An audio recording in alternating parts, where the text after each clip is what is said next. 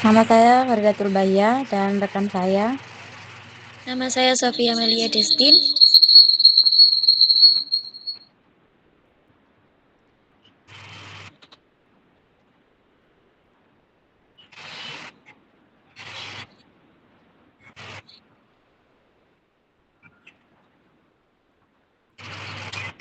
Baik, di sini saya akan menjelaskan background terlebih dahulu.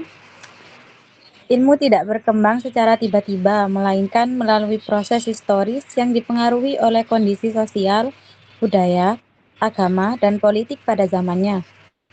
Pemahaman terhadap sejarah perkembangan ilmu menjadi penting agar manusia modern dapat menghargai kontribusi peradaban-peradaban terdahulu, serta menggunakan ilmu secara bertanggung jawab untuk kemajuan umat manusia. Ilmu pengetahuan merupakan fondasi utama dalam kemajuan peradaban manusia. Sejak masa awal kehidupan manusia, ilmu berkembang dari pemikiran sederhana menuju memberikan dari pemikiran sederhana menuju sistem pengetahuan yang kompleks dan terstruktur. Setiap peradaban besar memberikan sumbangan penting terhadap perkembangan ilmu. Perkembangan ilmu juga tidak terlepas dari nilai-nilai yang melingkupinya. Ilmu seharusnya tidak hanya berorientasi pada kemajuan teknologi, tetapi juga harus memperhatikan nilai kemanusiaan, etika, dan tanggung jawab sosial agar benar-benar membawa manfaat bagi kehidupan. Next.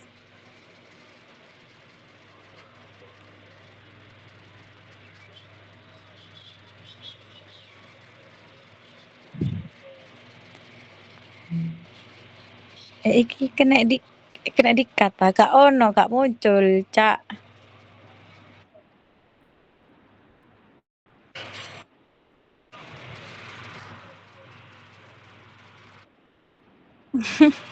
Ya Allah.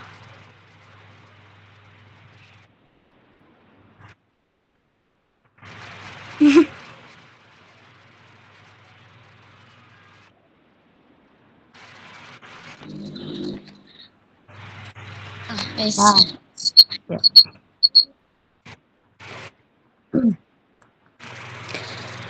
Ilmu pada zaman Yunani kuno. Zaman Yunani kuno merupakan periode penting dalam sejarah ilmu pengetahuan karena pada masa inilah pemikiran rasional mulai berkembang dan menggantikan cara berpikir mitologis. Filsafat menjadi dasar utama dalam pencarian ilmu yang sistematis dan logis. Ciri umumnya yang pertama, awal berkembangnya cara berpikir rasional dan sistematis. Yang kedua, filsafat menggantikan kepercayaan mitologis. Dan yang ketiga, menjadi dasar lahirnya ilmu pengetahuan barat. Tokoh penting,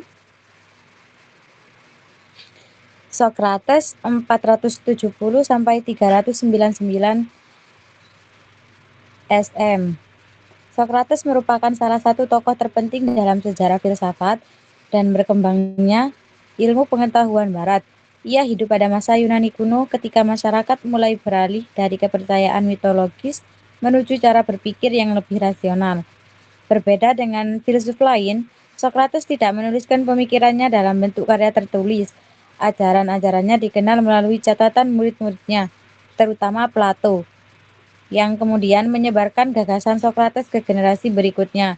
Kontribusi utama Socrates terletak pada metode berpikirnya yang dikenal sebagai metode dialektika atau metode Socrates. Metode ini dilakukan melalui dialog dan tanya jawab yang kritis untuk menguji kebenaran suatu pendapat. Socrates percaya bahwa dengan mengajukan pertanyaan yang tepat, seseorang dapat menyadari kesalahan berpikirnya dan menemukan kebenaran secara rasional. Yang kedua, Plato 427 sampai 347 SM. Plato merupakan salah satu filsuf besar Yunani kuno yang memiliki peran penting dalam perkembangan filsafat dan ilmu pengetahuan barat. Ia adalah murid langsung Socrates dan guru dari Aristoteles, sehingga pemikirannya menjadi penghubung utama antara dua tokoh besar tersebut. Plato mendirikan akademia di Athena yang dikenal sebagai lembaga pendidikan tinggi pertama di dunia barat dan menjadi pusat pengembangan ilmu pengetahuan dan filsafat pada masanya. Salah satu gagasan utama Plato adalah teori dunia ide atau theory of forms. Menurut Plato, realitas terbagi menjadi dua, yaitu dunia indrawi yang bersifat berubah dan tidak sempurna, serta dunia ide yang bersifat tetap, abadi, dan sempurna. Aristoteles 384 sampai 322 SM. Aristoteles merupakan salah satu tokoh paling berpengaruh dalam sejarah perkembangan ilmu pengetahuan. Ia adalah murid Plato, tetapi memiliki pandangan yang berbeda dengan gurunya. Jika Plato menekankan rasio dan dunia ide, Aristoteles justru menekankan pentingnya pengalaman dan pengamatan langsung terhadap realitas. Menurutnya, pengetahuan diperoleh melalui indera yang kemudian diolah oleh akal, sehingga kebenaran dapat dipahami secara lebih konkret dan sistematis. Perkembangan ilmu juga tidak terlepas dari nilai-nilai yang melingkupinya. Ilmu seharusnya tidak hanya berorientasi pada kemajuan teknologi, tetapi juga harus memperhatikan nilai kemanusiaan, etika, dan bertanggung jawab sosial agar benar-benar membawa manfaat bagi kehidupan. Slide selanjutnya mungkin bisa dilanjutkan oleh rekan saya. Silakan.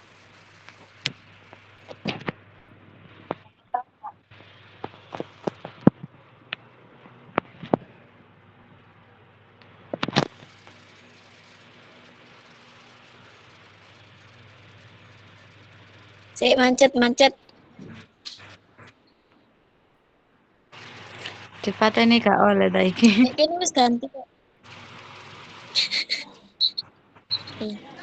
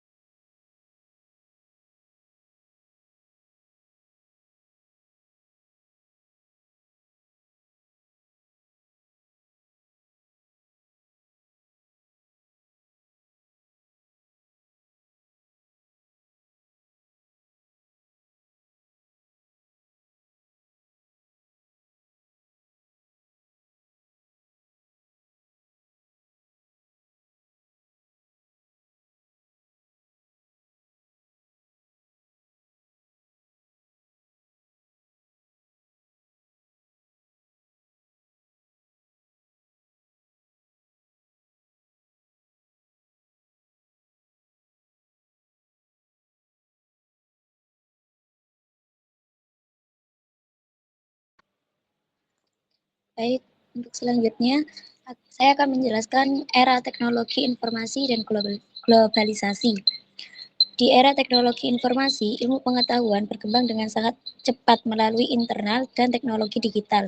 Informasi dapat diakses dengan mudah oleh masyarakat di seluruh dunia. Globalisasi juga mendorong kolaborasi lintas negara dan disiplin ilmu. Hal ini melahirkan cabang-cabang ilmu baru serta mempercepat inovasi dalam berbagai bidang kehidupan. Ciri utama, ilmu berkembang pesat melalui teknologi digital dan internet.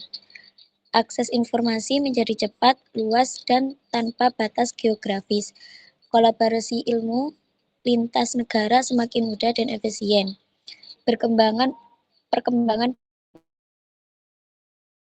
baru, data sainsi, bioinformatika,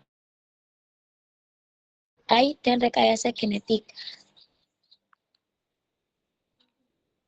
Alisin big data dan simulasi komputer mempercepat riset ilmiah, pendidikan berkembang melalui e-learning dan jurnal daring internasional.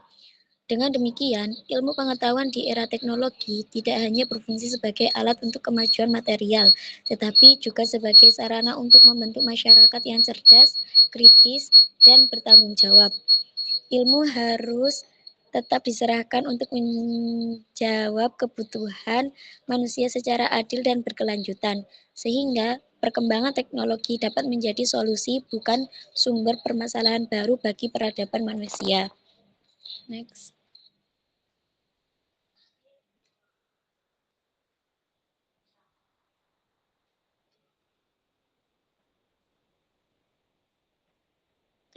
Jadi kesimpulannya, perkembangan ilmu pengetahuan berlangsung melalui proses panjang dari masa Yunani kuno hingga era digital saat ini. Setiap periode, mulai dari pemikiran rasional filsuf Yunani, kejayaan ilmuwan Muslim, kebangkitan Renaissance, hingga revolusi ilmiah memberikan kontribusi besar bagi kemajuan peradaban.